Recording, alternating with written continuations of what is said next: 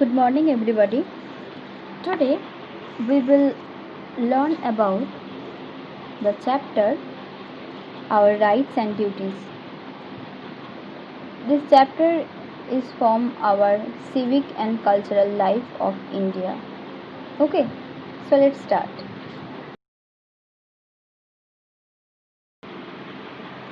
At first, we discuss about some important informations of our duties and rights. India became independent on 15 August 1947 from the British rule. After independence, the Constituent Assembly was formed. Okay, and the Constituent Assembly is formed to draft the constitutions of India. What is constitutions? Constitutions is a set of law according to which a country is governed. Okay, a country is controlled. And Dr. Rajendra Prasad was the president of the Constituent Assembly. And he was also the first president of India. Dr. B.R. Ambedkar was the chairman of this assembly, or you can say of this drafting committee, and he was the main architect of the constitutions of India.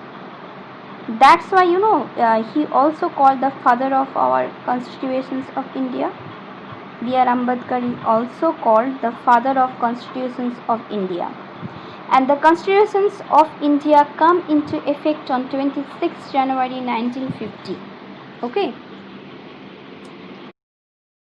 According to the constitutions of India, our country is a sovereign, socialist, secular and democratic republic. Okay.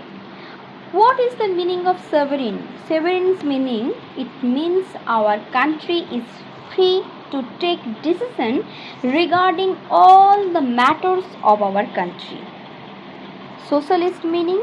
Socialist means that all the people of our country are treated as equal. That means everybody's are equals. Secular means all the people are free to choose their religions of their choice. That means they can choose any religious of their own. Democratic means the government is elected by the people of the country. Okay, that's why every year is elections is happening in our country. And republic means the head of the state is an elected person, not a king or queen. The previous year, that means in the earlier time, our country is controlled by a king, right? But now there is no king, no queen in our country. Okay, our head of our country or head of our state, like chief minister and prime minister, are elected by the people of our country. Okay.